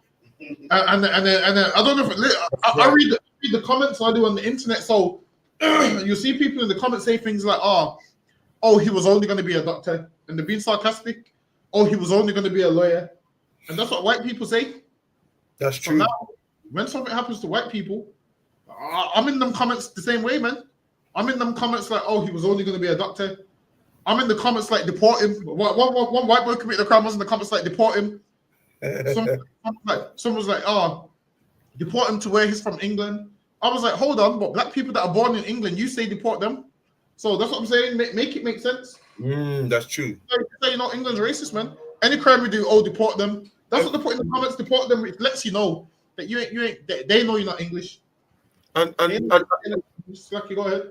And to add to that as well, I coming down on the tube, right, and on the advertising billboard, right, going down the escalators, they got gangs in London, right, with a black man holding the gun, you know. Yeah. When it was them that you done the class on it, it was them, man, that was the gangsters doing the gang stuff before we was even here, sir. So like, exactly. And that's why in our kingdom we're gonna police them, man. We're gonna police them, and guess what's gonna happen when we police them? They ain't gonna rape nobody, man, because we're policing everything. They ain't gonna kill nobody. They ain't gonna enslave nobody. They ain't gonna do nothing. Listen, they ain't gonna move nothing, man. Listen, like Big said in Shutters, man. If you saw one, what they say, one nick, what they say, you saw what? You go, can't listen, man. Listen, they ain't gonna do nothing, man. We're gonna police them, man. Every single thing that they do, we're gonna police every single thing that they do. And that's how you have to live amongst these people. You have to police their every move. Because if you don't, they're going to kill someone. They're going to go shoot up a school. They're going to go harm someone. And that's just what they do. They're designed to do these things. In them, they're designed to do these things. Lucky, go ahead. Okay, so did you hear about the white boy who killed his sister because she was annoying him? Damn. I couldn't believe it. She was annoying and he killed her. Is the one with the shotgun that killed his mum as well? I'm not sure about that. It might be. I don't know. I think there was one that killed his siblings, and he said he wanted to kill. I don't even know. He said he wanted to kill 30. He had 30 cartridges and said he was going to a school to kill 30 kids. He wanted to be the greatest UK school shooter of all time. He said. Oh my God! And they said, and they want to make us look bad and make us look mad and crazy. Well, it's with him. I don't know his nationality. I need to look closer before I say anything. Get me look kind of. I don't even know what he is, but we're about to find out. We're about to find out what he is. I'll probably cover that next week. But Salaki, go ahead. Yes, sir.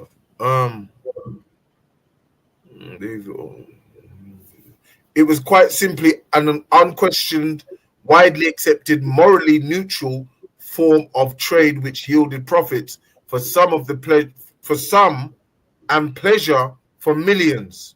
And for some, it was pleasure for millions. They got pleasure by doing this. Imagine there was all Christians and they agreed that slavery was right. All of them were Christians and they agreed enslaving black people was right.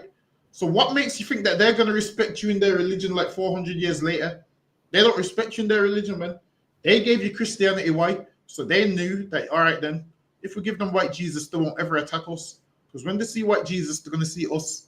So that's why what you'll find that is black people that are Christians near enough worship Edomites, man. Why? Because they see Jesus is white so much that when you tell them Jesus is black, they can't accept it because they believe that it's been white for so long that if you tell them it's black now, it ruins their life. They don't want to be worshipped. I mean, they look down on black people. They don't want to be believing in no black Jesus. They've been taught nothing good comes from black people. So when you tell them Jesus is black, they'll be like, nah, Jesus could never be black, man. Nothing good comes from black people. How can the greatest man on the earth be black? How can the greatest man that ever lived be black? So they would rather live in that lie and Jesus is white. Jesus can't be black because if he's black, now they would have to do what? Leave that religion that they've been lied to in. First of all, the Bible says Christ is black. All the archaeology says Christ is black. Listen, man, you can look up Spanish manuscripts. They called Christ black. Look up Byzantine art. Christ was black. Catacomb art. Christ was black. All of those things you'll see that Christ was black, and then Christ didn't start becoming white until like the Renaissance period, until like the 1600s. And that's the images that they show you, and they let you run with those images. And people believe, yeah, this is Jesus. Lucky, go ahead. If I may, sir, Jeremiah 16:19 says, the Gentiles shall come unto thee from the ends of the earth, and shall say, surely our fathers have inherited lies. And this is what happens. You devils come from the ends of the earth, man. And you say, surely our fathers have inherited lies. Because why? You was taught by your father that you're a Jew. You was taught by your father that Christ is white. You was taught by your father that you're God's chosen people. Right. And then now, the history's coming out that you're not God's chosen people. The history's coming out now that God can't stand you. The history's coming out that God don't like you. Now the history's coming out. Now you're finding out you thought God loved you. Now you're realizing God don't love you. Right. Now you're realizing the people that God does love, you've been abusing them. So you're going to come over realizing you've inherited lies. Go ahead. Khan, vanity and things wherein is no profit. And you're going to come over realizing everything that you believe was vanity and in things that therein was no profit, man. You're going to come to the children of God and you're going to bow down before us. Go ahead. Right. For mine eyes are upon all their ways.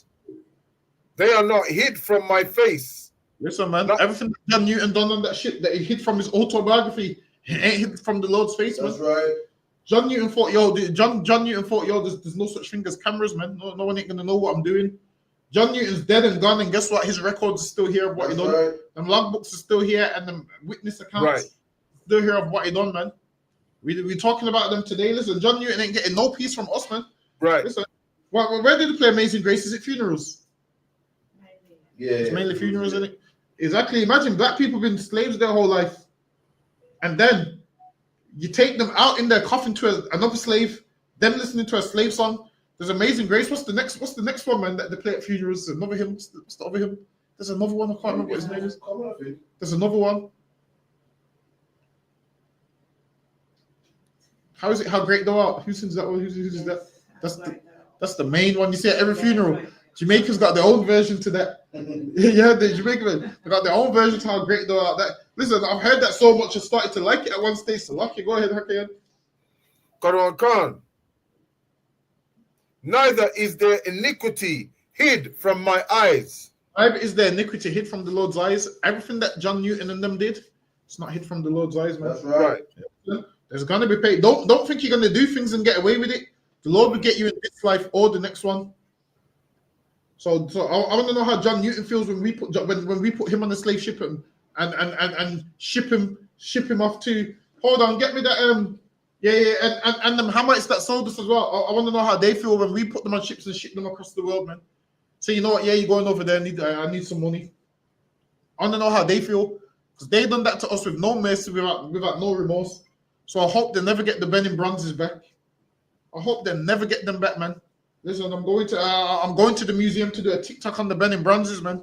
Yeah, What do you say before Passover? I'm ready. We can do it. Yeah, we go there. Listen, I've been meaning to go to that museum. I think I'm going to spend at least. Listen, I'm going to be in my element in the museum. I guarantee you, the devils in the museum are going to look at. They're going to think, why are these young men so interested in a museum? And then they're going to see the video online and be like, oh, we should have never let them in. We should have never let them in. That's right. So I'm telling you, a prayer don't move that red rope. You know that red rope when you can't get behind. Listen, if you hear the alarms going off, just mind your business. It's me getting a closer look at all the artifacts in there. I'm going to the museum to see what belongs to me in that museum. All our records are there, man. I'm going in that museum. They got all the Bible scrolls, everything in there. You see the scrolls and everything. They're all in that museum. Really? Yeah, they got them in there. They got the remnants of certain books in there. So they got scrolls and everything in there.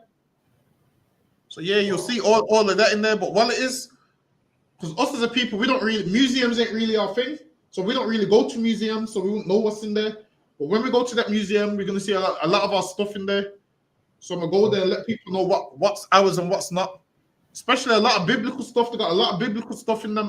Wow. If you're gonna see the Bible scrolls, you gotta go to the museum. So like, you go ahead. Would you be angry, other one, or upset if I went there tomorrow? Yes, I would. Yes, I would. All right, I'm not going. Listen, wait up. Listen, we all going there. Listen, we all going there. Don't worry, we're going there. All right, I'm gonna wait, sir. Sir. We're gonna go there. We're gonna get some great footage. We might even do a whole documentary. Like, we might not do videos, like a whole documentary. Yeah, see how persons do documentaries on museums and artifacts. Yeah. We're gonna go do a whole documentary on the thing. Forget that. Yeah. What you say, if I may, sir, you saying before Passover? I'm hoping so. How much weeks we got before Passover? 3. Yeah, we could do it. You know, yeah, we can do it. We can do it. Should I get the camera and then I'll get the camera? Listen, get all of that. Get the camera. Everything. Yeah. I need to order some glasses, so I got you know the cameras that the people be doing pranks with. Yeah. Have you seen the glasses that they be doing? Yeah. So yeah, I'm gonna go get those. So that way, once we chop the videos like from plenty of different angles. Heavy. So yeah. For our whole documentary, listen, Heavy. I'm gonna name it artifacts that belongs to us. Heavy. So there might be. Sorry, say that again. Needing cameras, you might have to think about that as well. Yeah, no. And I think some places they don't let you in the camera as well. Yeah, you have to Is it? I'm gonna have the camera on my glasses. Yeah, I'm gonna find out where you can record and then where you can't record. I'm trying to record the whole thing. I'm telling you, they're gonna have to kick me out of there. I'm telling you, I'm gonna be in there for hours. Do you want me to go and check it out first if you want? Then see what I can, in case recording, and I could kind of let you know. Listen, what you ain't checking nothing out without me. So I'll check it out myself. So I can try to get up in there, I can get any excuse to go. I'm gonna disappear. You know what I mean? Yeah, I'm definitely trying to be there ASAP. I might do it as soon as possible because I realize if we say we're going to do it and we don't get there, it's probably never going to happen. So probably going to have to lock in the day and go on that date. Yeah, I'm trying to go there ASAP. Was we finished on this slide? Actually, yeah, we're up on the time. We'll be here tomorrow with the scripture breakdown with Captain Karafia. For Waterford, logging in Israel, clap it up. We're up on the time. So lucky, how can you can call it because we're up on the time. Karon Khan, men of Israel, Amadim. Amadim Shabbat. Amadim. Barak. Yahweh Bashima Ushai Bakata. Yahweh Shemi Shabakafam. Yajimata. Sa, which means turn to the sisters. Men of Israel, Amadim. Amadim Shabbat. Amadim. Barak. Yahweh Shema Ayatah Shema Ushai. So then just repeat Yahweh. Shema. I do it. Okay, Yahweh. Shema. Ayatah. Ba Hashem. Yahushai, which means God, Jesus Christ, watch over me. That is Matah. Walking and dismissed. All right, for Wada again, Hakayan, for Wada Israel, Shalom Israel, we'll see here. We're going to do part 2 next week. We didn't even get halfway in. Shalom Israel. And Hakayan, listen, Hakayan, we never ever finished them. I noticed. I know. I want to talk to you anyway, if you don't mind. Yeah, no, sir.